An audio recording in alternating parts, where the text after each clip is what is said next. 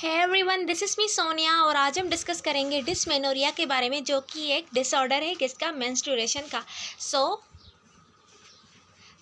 Dysmenorrhoea, dish का मतलब होता है पेनफुल और मेनोरिया का मतलब होता है मेंसेस, यानी dysmenorrhoea stand for painful menstruation.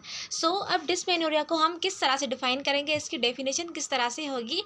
ये एक पेनफुल मेंस्ट्रुएशन है जिसमें क्या होता है, यूटेराइन कंट्रैक्शन की वजह से पेन और क्रैम्प्स होते हैं एब्डोमिनल कैविटी में। So the term dysmenorrhoea is used to describe painful menstruation that involves cramps caused by uterine contraction.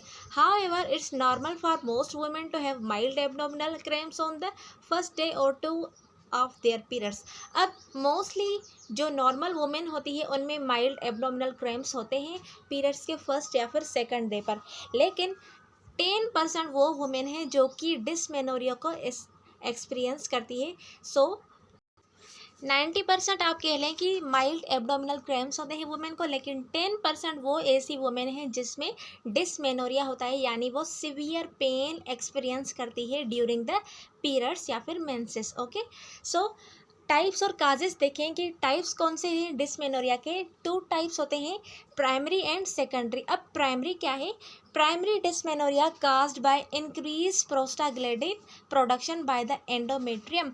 अब जो प्राइमरी डिसमेनोरिया होती है वो इंक्रीज प्रोस्टाग्लैंडिन प्रोडक्शन की वजह से होती है। अब प्रोस्टाग्लैंडिन को कौन प्रोड्यूस करता है, एंडोमेट्रियम इन ओव्यूलेटरी साइकिल। ओव्यूलेटरी साइकिल के दौरान एंडोमेट्रियम प्रोस्टाग्लैंडिन को ज़्यादा सीक्रेट करती है, जो क्या करते हैं, यूट्रस की कंट्रैक्शन काज करवाते हैं और यूट्रस की कंट्रैक्शन की वजह से पेन होता है। इसको हम सिंपली प्राइमरी डिसमेनोरिया बोलते हैं। So it is the most common type of dysmenorrhoea affecting more than 50% of the women.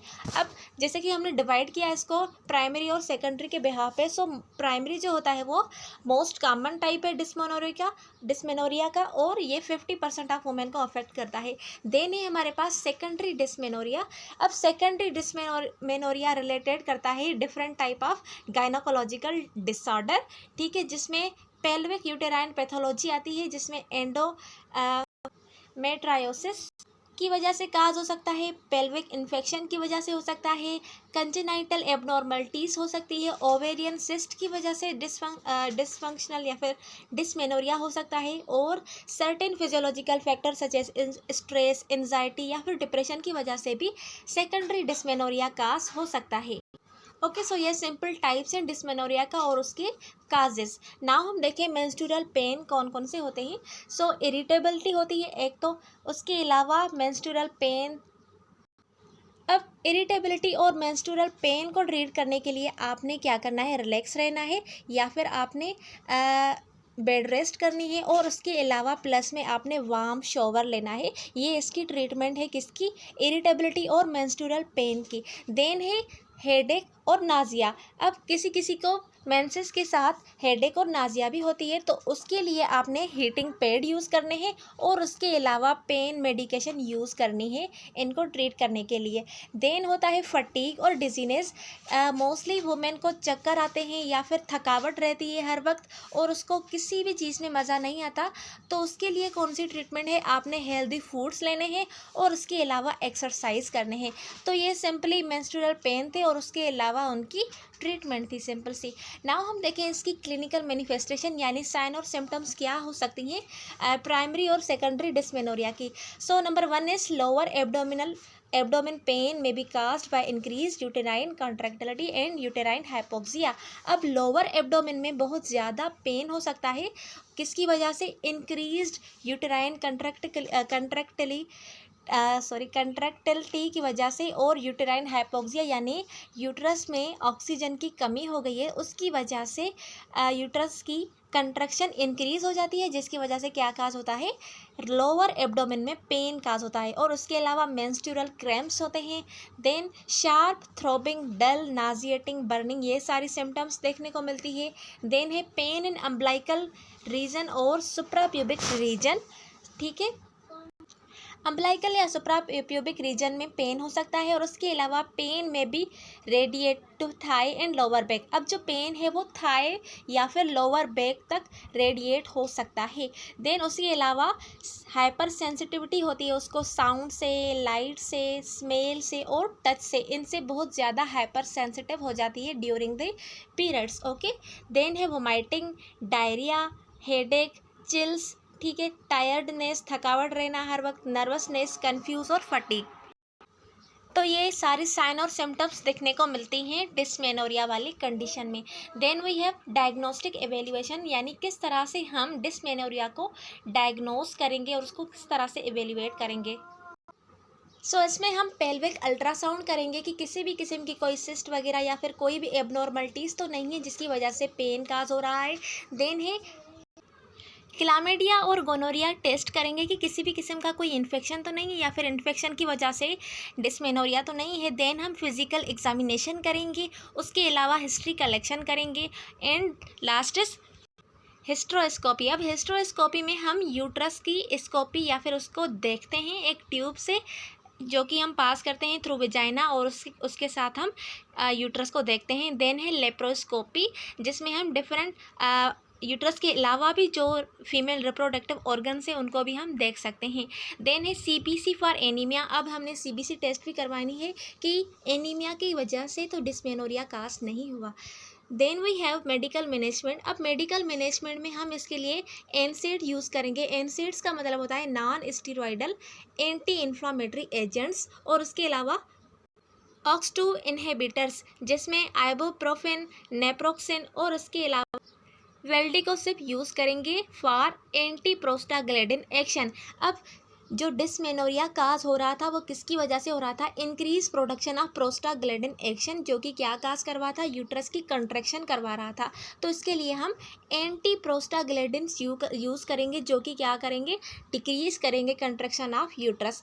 Then है हार्मोनल कंट्रासेप्टिव्स जिसमें हम डीपो-प्रोवेरा देंगे to decrease contractility and menstrual flow.